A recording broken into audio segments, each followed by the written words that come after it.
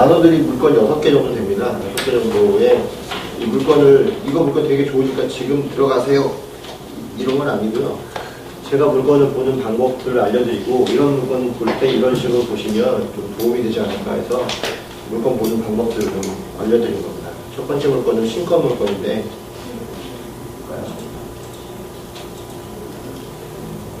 1865.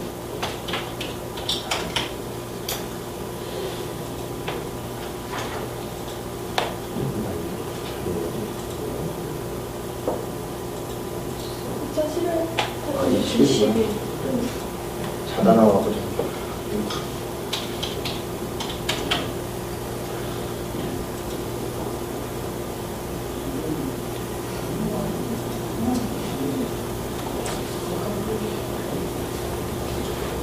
강서구 내발산동에 위치한 빌딩인데, 빌딩 안에 있는 상가인데, 상가를 최근에 와서 상가들이 좀 많이들 낙찰들이 되고 있는 이유가 그 상가를 활용할 수 있는 방법들이 이제 경기가 조금 좋아지다 보니까 얘기들이 많이 나와요.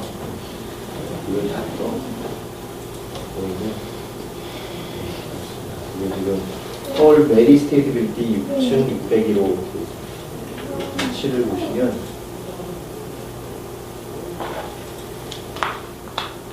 여기가 지금 마곡지구고요. 여기 남부순환도로길인데 저희 강서 운전면허시 현장이 있고, 마곡역, 김포공항으로 나가는 수산물시장센터 뒤쪽이고, 여기가 이제 마곡지구 예정도에 있죠. 마곡 수영산파크가 지금 많이 들어와 있는데, 수영산파크도 경매로 많이 나와요. 그래서 되게 넓고 좋은데 너무 일찍 지어놔서, 그러니까 보통 그런 게 있어요. 발산지구에서 이런 지구 만들어서 택지지구식으로 아파트를 막 해놓으면 얘가 다 들어올 때쯤에 비슷한 게 다 들어와줘야지 이게 물건이 사는데, 얘만 들어와있고 아무도 안 들어왔어요. 그랬더니 얘네들 여기 들어가면은 살기는 좋고 조경도 잘 해놓고 있는데 횡해요. 나오면 맨날 수산물만 먹고 살아야 돼요. 농산물 가자고 했더니 농산물 먹고 수산물 먹고 뭐 할 게 없어. 공항 쪽, 공항도 한참 뒤쪽에 지금 공항몰, 김포공항몰 갖춰진 지도 얼마 안 됐는데, 그 전까지 여기서 한 2, 3년 동안 계속 혼자 둥둥 떠다녔어요. 그런데 이 물건은 거의 뭐 단지 내 한가람 할 정도로 이 안에 있는 그런 물건인데, 잘 지어놓긴 잘 지어놨어요. EMG 이쪽이 아직까지는 고립되어 있는 지역이라 6층, 높은 층 상가인데도 그런 것들이 좀 잘 되거든요. 600일, 600일. 평수가 근린생활시설도 있고, 지금 택지가 안에 있어서 나쁘지 않은데, 문제는 이게 지금 신건이니까 이 가격에 들어가라고 소개시켜드린 게 아니라, 이게 지금 생기는 지역이 마곡지구 바로 옆인데, 마곡지구 이번 올해부터, 내년부터 이제 본격적으로 이제 공사들이 다시 들어가기 시작하거든요. 농수산물센터도 이전한다고 얘기가 많고 있는데, 거기가 이 수명산파크가 가격이 좀 안 좋은 이유가 농수산물센터 여러 데는 냄새가 엄청나요. 그래서 그 바람이 불면 아파트의 냄새가 비린내랑부터 시작해서 아주 뭐 시원한 냄새들이 많이 나요. 그래서 사람들이 잘 지어놨다고 들어갔더니 여기는 창문을 못 열을 정도로 냄새가 나서 수산물센터 이전하지 않으면 가격이 안 오를 것이다 라고 얘기를 해요. 근데 뭐 다행히 이전 계획이 좀 있긴 한데 어디로 갈지 모르겠고, 마곡지구가 들어오면 첨단 산업지구식으로 해서 우리가 디지털 단지식으로 지식센터 같은 게 많이 들어오고, 주로 연구부 단지들이 많이 들어옵니다. 그랬을 때 배후단지를 잡아야 되는데, 마곡지구에서 가장 큰 배후단지로 보는 게 현재 지금 여기서 여기 우장산 힐스테이트, 여기가 이 동네에서는 제일 비싼 집이거든요. 큰 평수 많이 들어오고, 그래서 여기서 많이 들어가 있고, 그 외에는 보통 이쪽에서는 위는 전부 다 개화산동이나 개화동 쪽이나 이런 쪽이라서 여기는 별로 볼 게 없어요. 이쪽은. 여기는 방어타운이나 이런 데도 별로 볼 게 없는데, 그나마 얘를 흡수할 수 있는 지역들이 이쪽 부분하고 밑에 쪽 부분이거든요.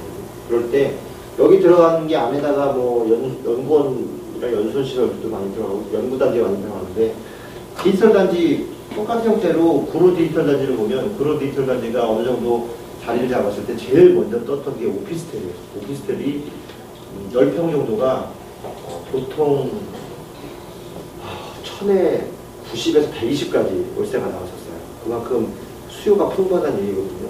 여기 이 지역은 공항이랑 같이 갖고 있어서 인천에 송도가 있으면은 뭐 김포공 통해서 들어올 수 있는 국내적인 부분들은 다 이쪽이라고. 또 그러니까 일본권은 김포에서 쓰잖아요, 비행기가. 그래서 일본하고 교류나 이런 것들 때문에 이쪽이 되면 지식센터들이 많이 활성화되고 하는데 들어올 때까지의 그 기간 동안에 필요한 것들이 분명히 있어요. 근데 여기 지금 학원으로 썼던 건물인데 보통 이런 빌딩에 학원이 들어오고 할 때 업종 지원이 거의 없거든요. 잘 살펴보시면 물건 자체는 상추도 괜찮고 그렇게 많이 사용승이 오래되지 않았기 때문에 이런 것들을 상가로 활용할 때 괜찮은 빌지 중에 하나예요. 주차장 시설만 확인하고 계시고. 그래서 이 가격에서 언제까지 가느냐, 제가 보기엔 2번 정도 가면 그러면 승부가 좀 나거든요. 또 똑같은 케이스가 어디 있었냐면 공덕동에 있었어요. 공덕동 마포역하고 공덕역 오거리 쪽에 있는 게 여의도가 너무 비싸기 때문에 그 라인에서 외국인 투자자들이 많이 와서 이런 곳을 많이 샀어요. 그래서 거기도 대형 오피스텔이 돈이 꽤 많이 나감에도 불구하고 거의 다 돈이 났거든요. 지금 마곡지구가 그런 식으로의 발전 가능성이 있으면 향후 2, 3년 내에서는 이런 물건들이 주변에 많이 필요한데 선투자가 다 올라온 다음에 투자가 들어오진 않아요. 미리 들어와서 할 수 있는 분들은 다 이렇게 사무실로 좀 바뀌거든요. 지금 가시면 학원들이 사무실로 다 바뀌고 있어요. 그런데 주로 공항로 쪽에서 발산역에서 등촌동으로 내려가는 그 공항대로 쪽에는 너무 많이 올랐고 거기는 앞부분이 전부 다 빌딩으로 다 채워져 있기 때문에 거기는 단가가 너무 세요. 그 외에는 할 수 있는 데가 수영산파크 쪽에 7개가 없는데 딱 요 단지가 저런 식으로 상가들이 밀집되어 있는 단지고 사무실 용도로 쓸 수 있는 용도이기 때문에 금액적인 거 봤을 때는 2억대 초반대면은 해볼만 하거든요. 그러면 외국인 투자자들이나 이 정도 평수 쓰는 사람들한테는 충분히 상가로서 가격이 좀 나올 수 있고 또 이런 부분들은 그냥 상가로 쓰시면 안 돼요. 문을 들어가서 나왔을 때 안에 구획을 정리해 주시는 게 좋거든요. 그래서 소고 사무실 형태로 해서 아래다 닥트 시설로 해갖고 칸막이 같은 걸 작업해서 사무실을 한 4-5개 정도만 더 만들어서 안에서 구획을 해놓으면 출장 와서 쓰시는 외국인 분들 계세요. 잠깐 와서 쓰고 또 가고 제주도 뭐 부산에 나가서 사무실을 하고 서울에 나타나 사무실 두고 사업자 따로 내주시는 소호 사무실 개념으로 하면 2억 초반대 가지고 임대료 충분히 3,400까지 나올 수 있는 문제거든요. 그런 것들은 이런 거 나올 때 그냥 상관에서 여기가 원래 무슨 뭐 학원을 했던 거니까 학원을 넣어야겠지 이렇게 생각하시면 그건 정말 오산이고 경매에는 들어가서 내용을 바꿔주는 작업을 하셔야 되는데 그렇게 어렵지 않아 이런 거 바꿔주는 분들도 계시고 그러니까 잡아놓기 전에 사무실을 구획할 수 있는 이 설계도를 가지고 한번 짜보시면 여기다가 칸막이 달고 공사 어느 정도 해서 하면 되겠다 뭐 이런 계획이 좀 나와주시면 이런 것들은 쓸만해요. 이거를 한 2번 정도 보셔서 임장하셨다가 70%좀 뭐 중반 정도 그 정도만 잡으셔도 그 구획만 들어가고 그 안에 좀 내용만 들어간다면 충분히 짧아서 임대 놓을 수 있는 그런 문제이기 때문에 이런 것들은 떨어지면 금방 없어지니까 처음부터 임장을 가시는 게 제일 좋아요. 그래야 내용물을 보기가 편하거든요. 떨어진다는 부분 좀 어려우니까 그런 것들 좀 봐보시면 되고 지역적인 부분에서도 요 희소 가치가 좀 있다. 이 지역에서는 단가적인 걸 봐서 그런 것들을 보시라고 신권임대를 제가 꺼내온 거고요.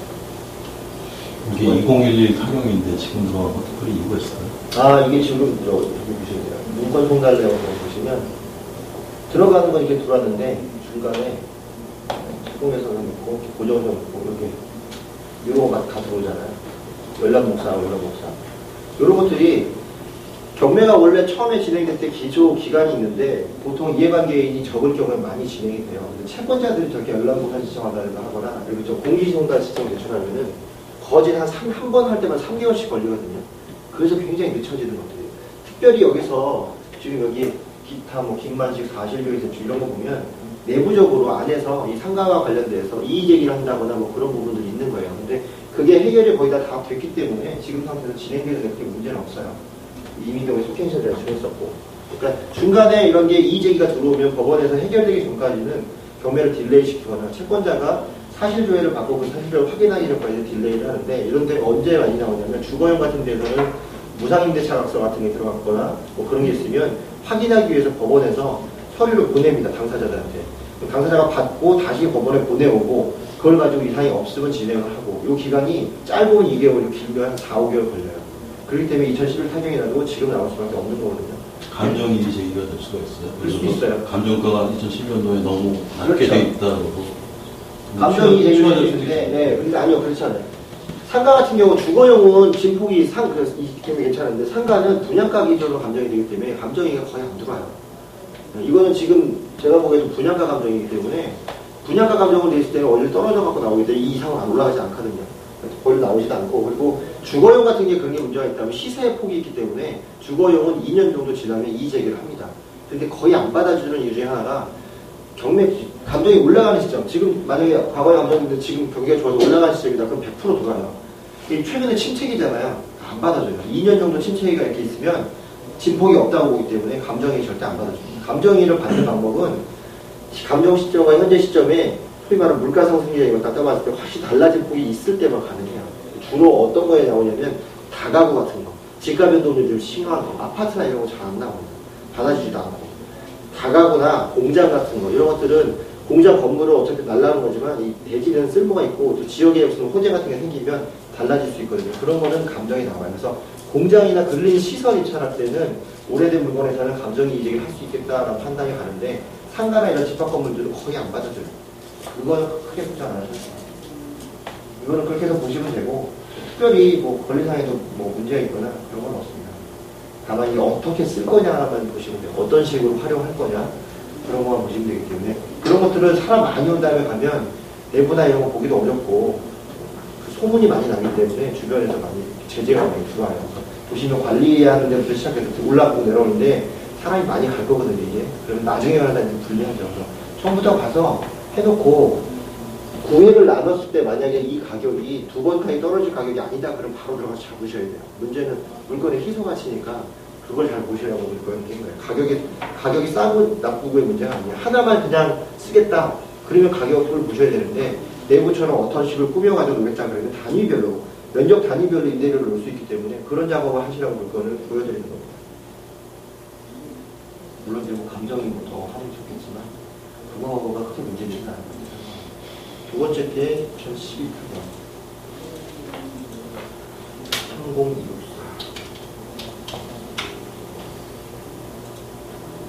이건 양천구 목동 쪽에 있는 다세대 빌라인데요. 지난번에 저 송파 쪽하고 삼년동 쪽을 봤었는데 오늘은 제가 양천구 쪽, 강서구 쪽을 좀 많이 지어봤어요. 그래서 이거는 좀 싸게 떨어진 건데 뭐 내용은 지금 1545 정도 인천에 들어가 있고 내용은 없어요. 간단하죠. 근데 이 물건은 목동 쪽을 보실 때 유의 있게 봐야 돼요. 목동, 구목동이라고 해서 목 2, 3, 4동 과거에 그 오세훈 시장 때 목동 뉴타운으로 지정이 될까 말까 하다가 안 된 부분이거든요. 앞으로도 될 가능성은 없어요. 대신 단독주택 재건축처럼 이렇게 일정 부분 섹터 나눠서 자기들끼리 올리는 건 가능한데 이 물건은 지층 비율이에요. 지층 비율. 평지일 때는 반지하 형태로 갈 수 있는데 얘는 이렇게 비탈길이 있어요. 비탈길에 있어서 보시면 이렇게 있죠. 여기서 이렇게 올라가서 이렇게 내려가기 때문에 사실상 반지하보다 조금 높은 위치에 있어서 반지하를 들어가실 경우에는 이런 비탈길에 있는 반지하가 좋아요. 그래서 채광도 좋고 그리고 만약에 채광이 안 좋더라도 언덕을 올라가서 내려가기 때문에 올라가서 내려가는 이런 식으로 네모 각지기이기 때문에 반지하 효과보다는 1층의 효과가 많이 나오거든요. 자, 이런 게 어디 있냐? 목동하고 조금 더 있는데 보문동 쪽, 고려대나 안암동 쪽에 보문동 쪽 가면 보문동 뒷살길 쪽에 이런 것들이 많이 있습니다. 인구 밀집 지역에도 많고요. 그래서 일단 주차장들이 다 나와 있어서 주차하기도 나쁘지 않고요. 지역적으로 목동인데 지금 보시면 비탈길이 많아서 되게 좁잖아요. 목동 쪽은 일반통행들이 많습니다. 그 위쪽으로. 하지만 이렇게 주변에 주차장이 있으면 훨씬 좋아요. 주차장 없는 데도 많아요. 목동에는. 그래서 교통량이 되게 많이 있는데 이런 부분들은 좀 해결할 수 있는 부분이어서 가격을 좀 받을 수 있고 반지한데 아까 새 보셨잖아요. 그렇게 나오진 않거든요. 그 정도로 나오고 생각보다 물건이 되게 깨끗했어요. 가보니까 이 물건들 괜찮지 않을까 보내드렸고 지금 보시면 이 밑에 보시죠. 계단 들어와서 바로 들어가는 거고 들어와서 욕실과 화장실 방 2개 거실이 빠져주는 게 굉장히 좋죠. 있어지면 좋은 거. 그래서 이런 부분들은 목동의 임대가가 굉장히 높은데 지금 가격대 봐도 거래는 지금 1억 2천에서 1억 1,500 이 정도 수준에 거래할 수 있다고 해요. 반지한 대로 그 정도가 나온다는 거죠. 그리고 전세가는 지금 8천에서 9천까지 가고 있고 이 물건은 지금 바로 투자해도 괜찮은 물건인데, 다만 보실 때 지도에서 보시면 이쪽 밑에가 오목교 쪽이고요. 이거 목동 오거리 쪽이고요. 목동 오거리, 여기 목동 사거리, 이게 이제 재물포길이고, 이거 올라와서 나가는 게 등촌동 넘어가는 게 공항에서 주로 자주 보시면 목동이 앞쪽은 되게 좀 허름하고 이 뒤쪽 올라가는 용왕산 돌림목 이쪽은 경사도가 이런 식으로 돼 있어요. 이런 식으로. 그래서 이쪽에서 올라가는 길 쪽에서는 좀 완만한데 여기서 올라갈 때는 굉장히 가팔라요. 그렇죠? 이쪽 물건들보다는 이쪽 물건이 접근하기가 편하고요. 교통이 여기서는 되게 잘 돼 있어서 넘어가면 금방 빠져나가는데 이쪽도 또 굉장히 미흡해요. 많이 막히고 신시가지랑 같이 겹쳐 있어요. 월천중학교 쪽이랑 월천중학교 신시가지랑 같이 겹쳐 있어서 일방통행길로 되기 때문에 좀 어렵고, 그래서 목동을 보실 때는 이쪽을 보시되 학구는 이쪽이 좋은 것들이 많이 있거든요. 앞쪽을 보시는 게 좋고, 이쪽으로 나가서 등천역까지 가는데 한 5분 내에서 10분 걸리기 때문에 넘어가면 금방 9호선 이용할 수가 있어가지고 저렴한 가격에 가서 임대료를 많이 놓을 수 있는 지역이에요. 이 물건은 지하인데도 불구하고 비싼 길에 있는 거기 때문에 투자 가치가 좀 있으니까 갖고 계시면 좋고, 또 하나는 지분이 이 정도의 6평, 7평 정도 나오면 괜찮거든요. 평당가가 2천 좀 넘어가니까 들고 계시면 가격을 하는 물건입니다.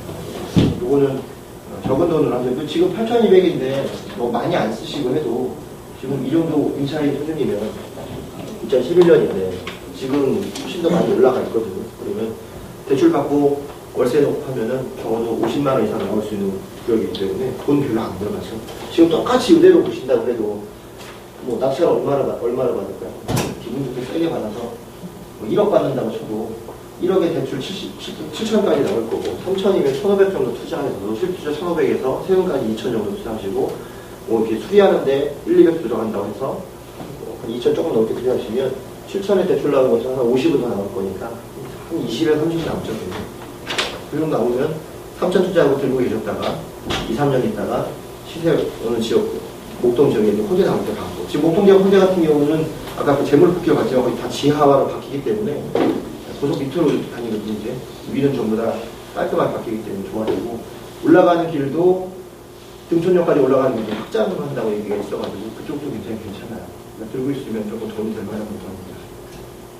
이거는 투자를 한번 해보시는 게, 오히려 좀 요즘에 지층이 많이 나와요. B 몇 호, B 몇 호인데 항상 보시지만 지대를 보셔야 돼요. 지대가 낮은 데에서 B호는 별로 의미가 없는데, 지대가 높은 데에서 B는 물건 자체가 문제가 또 없기 때문에 그런 것들을 보시면 지하 투자도 괜찮습니다. 그래서 저런 같은 경우는 좀 양호한 물건이니까 지하도 그렇게 한번 보셔도 좋고, 다음 게 2014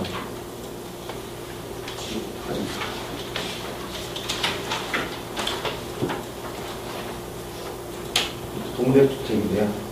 요거는 좀 다른 게, 보시면 지도가 볼까요?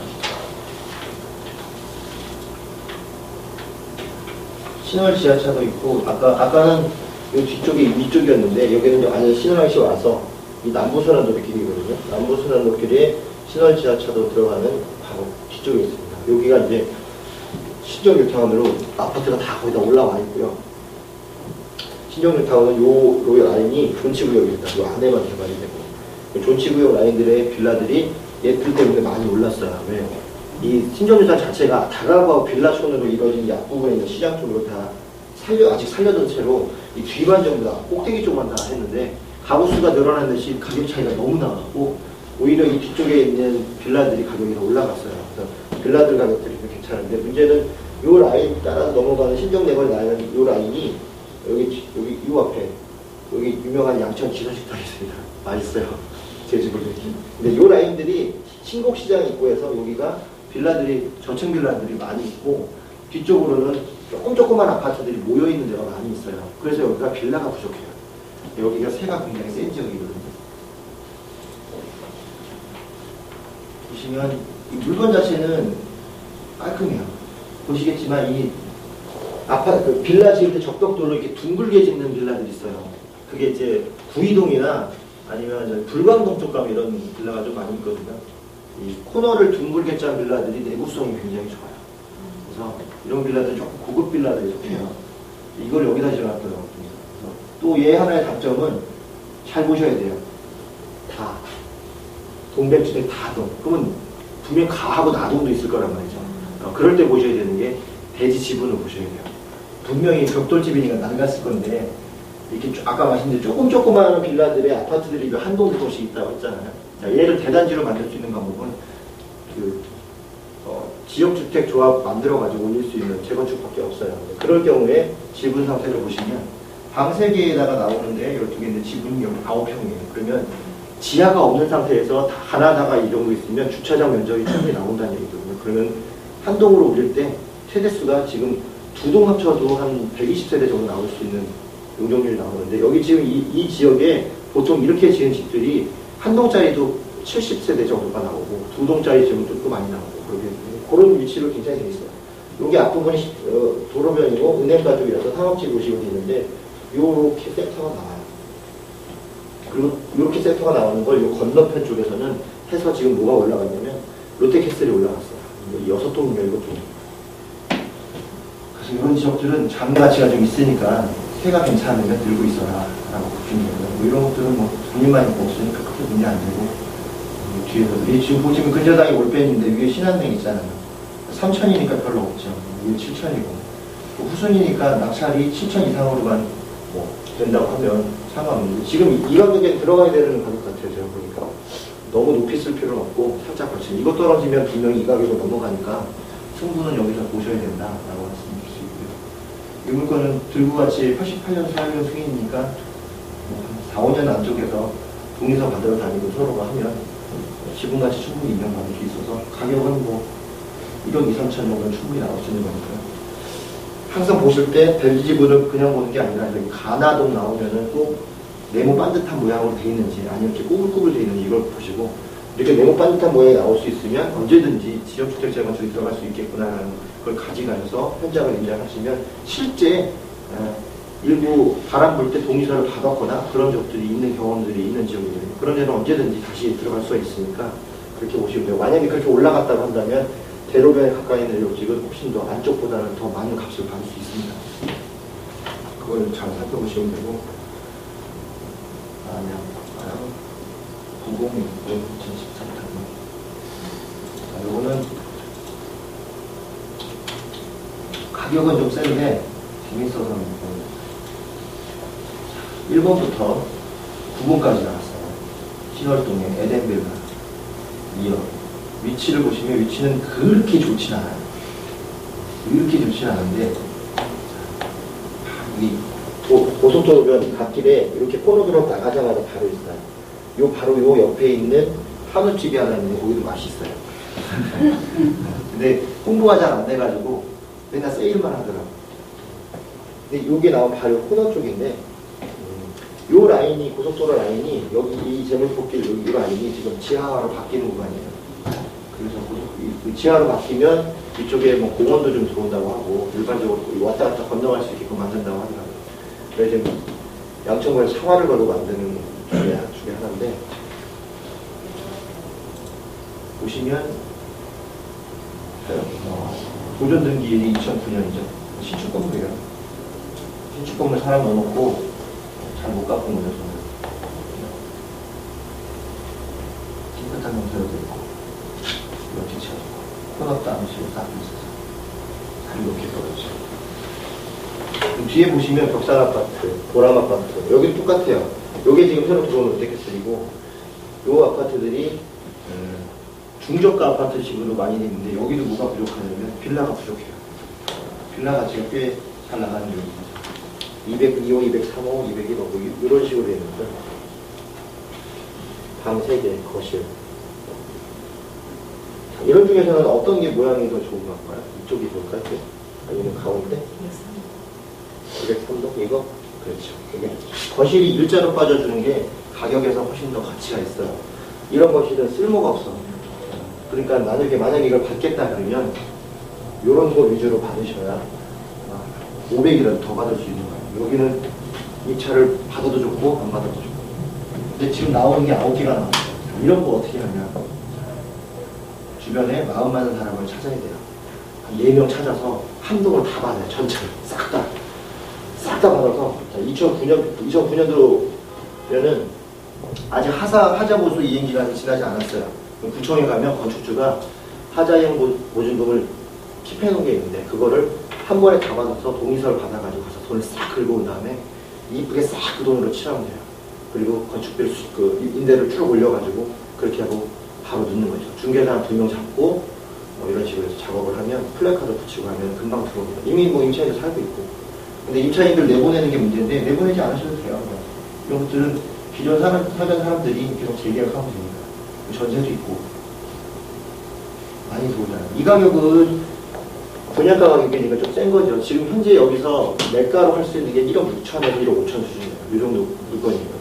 그러니까 한 번 더 떨어지거나 아니 여기서 근처에 받고 대출이가 이자가 쌓이니까 이자를 좀 많이 올려서 대출을 가서 올린 다음에 그렇게 돈을 갖다가 작업을 해서 이 가격을 맞추면 되거든요. 약간의 좀 가격에 센 가격이 있긴 합니다. 근데 이런 것들은 그렇게 단체로 가서 한꺼번에 다 받아버리는 거예요. 그래야 재밌어요. 보시면 201호, 202호, 203호, 301호, 302호, 303호, 401호, 501호, 501호. 한참 다 받는 거죠. 쭉쭉쭉쭉. 그러면 그분들끼리 모여서 주주가 돼서 물건 관리하면서 관리 인터넷 받아다가 하시고 하자행 보증금 받아다가 수리하시고 그렇게 처리하면 되죠. 제가 한참 할 때는 제가 만든 한 팀들이 있어가지고 4-5명씩 뭉쳐가지고 이런 거 다 들어가서 통으로 다 받아가지고 한꺼번에 작업하고 있었거든요. 그게 돈이 많이 나가요. 훨씬 더 많이 나고 안정적이고 많은 사람들끼리 하니까 이상한 사람들 들어오면 협조 안 해주면 건물이 노후화가 되고 그렇기 때문에 관리가 제일 중요한 거거든요. 이런 물건들 한번 체크해 놓으셨다가 임자 가셔가지고 물건 상태 정말 좋은지 한번 꼭 보시고 제가 근처에 제가 살고 있어서 한번 왔다 갔다 하면서 봤는데 물건이 괜찮더라고요. 이런 거는 통으로 받으면 괜찮겠다. 뭐 어차피 지금 만약에 1억 6천, 4천 뭐 이렇게 해서 이 상태에서 한 명이 받는다고 해도 전체 낙찰가 뭐 1억 7, 8천에 맞춰서 한다고 하면 전체 금액에서 한 6억에서 7억 정도 들고 가서 하고 대출 받고 하면 한 5억이면은 싹 작업될 것 같아요. 그리고 임대 다 맞춰도 충분히 나옵니다. 이런 거는 이렇게 연결 물건 나오는 것들이 가끔 있고 앞으로도 더 나와야 될 물건들이 있는 게 도시형생활주택 같은 것들이 이런 식으로 좀 많이 나올 거니까 물건 보실 때 원룸, 투룸 위주로 해서 도시형생활주택을 잘 찾아보시면 이렇게 통으로 나오는 것들이 있어요. 꼭 분야가 조금 높여서 나오는 것들. 그런 것들은 한두 번 떨어졌을 때 마음 맞는 분들을 만들어 놓으셨다가 꼭 입찰 한번 하시면 경매 실력이 훨씬 늘어납니다. 이해나가는데 여기 아까 이렇게 말씀드린 것 같은데 1430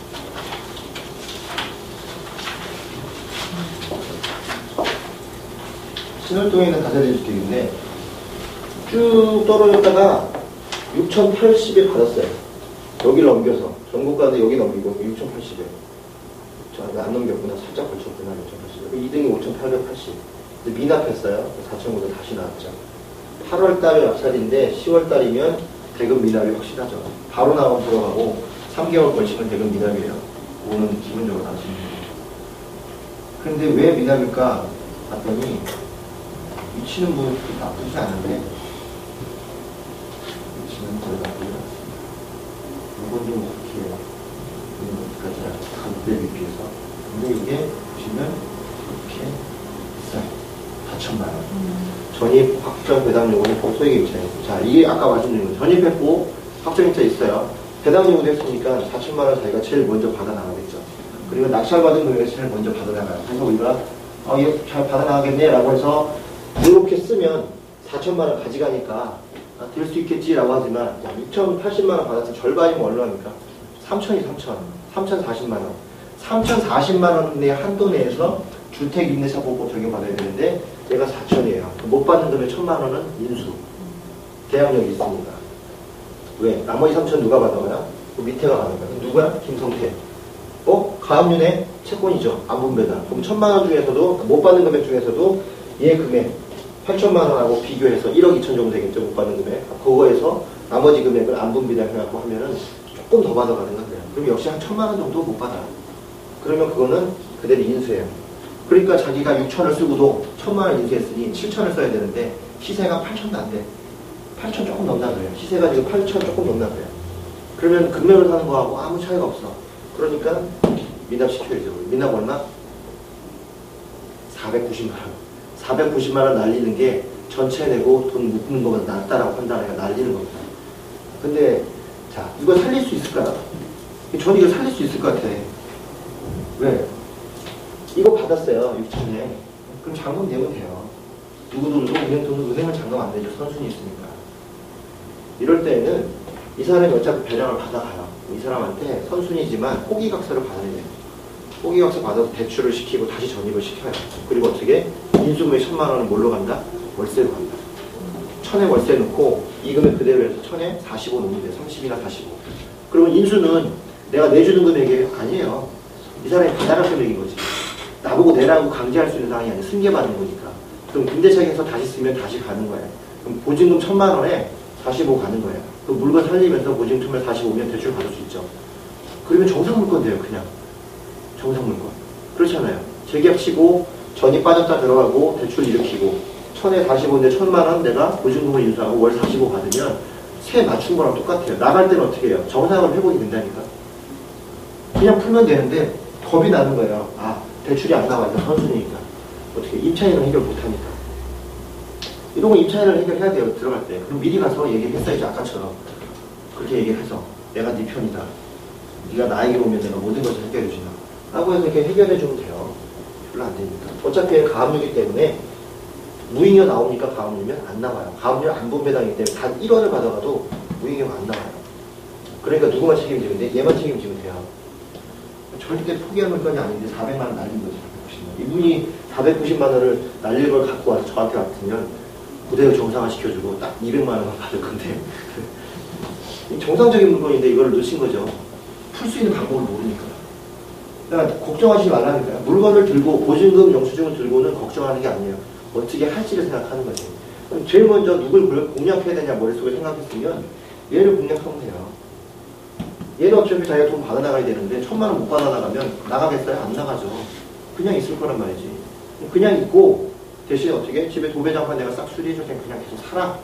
그리고 월세 다시 오게 계약하자. 앙약한다 그러면 그럼 1,000만 원짜리 구하면 되잖아요. 월세. 구하면 돼요. 다시 바꿔주면 되니까. 그럼 어떻게 해?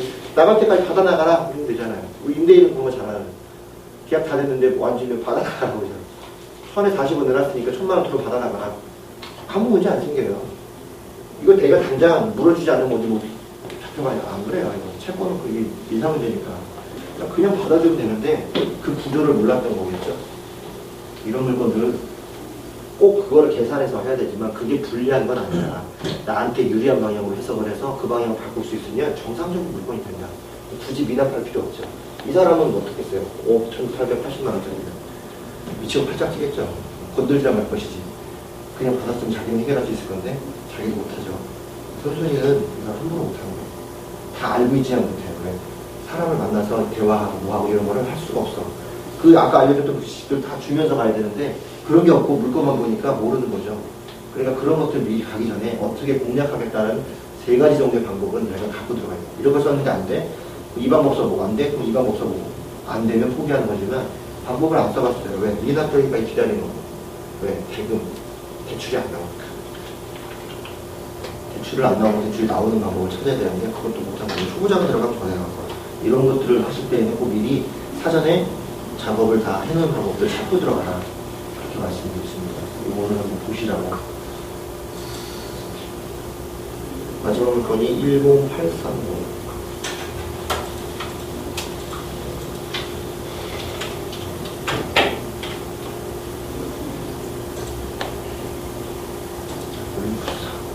이것도 좀 재밌는 물건이에요.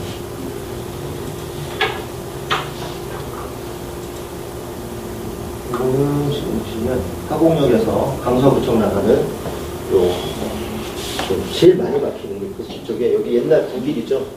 여기 사이에 있는 건데 이 주변에 뭐가 제일 많으냐면 모텔이 그렇게 많아요. 모텔이 답을 받아요. 여기 모텔이 오피스텔도 같이 섞여 있고 그래서 환경은 그렇게 좋진 않은데 여기가 왜 좋냐면 강서구청 이전 얘기가 계속 나오는데 왔다 갔다 해요. 마곡지구로 간다 안 간다.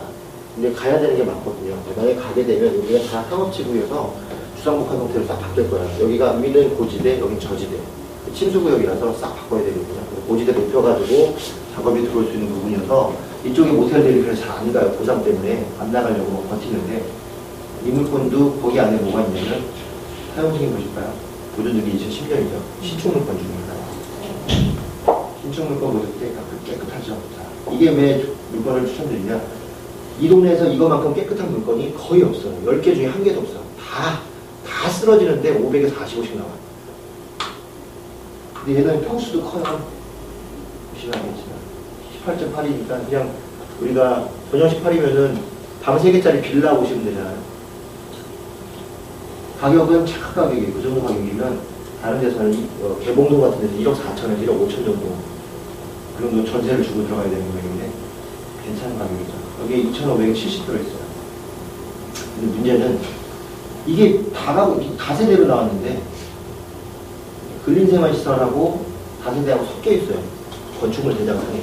우리가 보통 이렇게 섞여 있을 때는 1, 2층은 근생을 주고 위는 주거로 주거든요. 근데 얘는 그냥 전체적으로 되어 있고 1층부터 어차피 주택으로 쓴다 이렇게 되어 있고 사실상 쓰고 있는 형태도 주거용으로 쓰고 있어요. 그런데 건축 설계 동영상에서는 이렇게 빠져 있어요. 원장실, 비품, 사무소 이렇게 놨죠. 근데 방 이렇게 쓰고 있어요. 이 건물 전체가 다 그래요.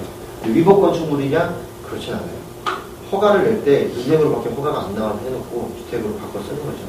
구청에서 용인을 해주는 물건 중에 하나예요. 왜 그러냐? 집을 질 수가 없어서 다 모텔 상업지역이라 주택을 허가가 안 내요. 그러니까 근린생활을 짓고 주거용 형태로 변형해서 쓰게끔 그렇게 허가가 났던 것 같고 이 물건 나쁘지 않아요. 되게 좋고 그래서 이 지역에서는 경쟁력이 있다. 왜? 향후에 이 지역에 이런 식으로 주택이 들어와야 되는데 화곡동 지역은 아시겠지만 이 번지수가 되게 중요한데 저주받은 번지수가 있어요. 화곡동에.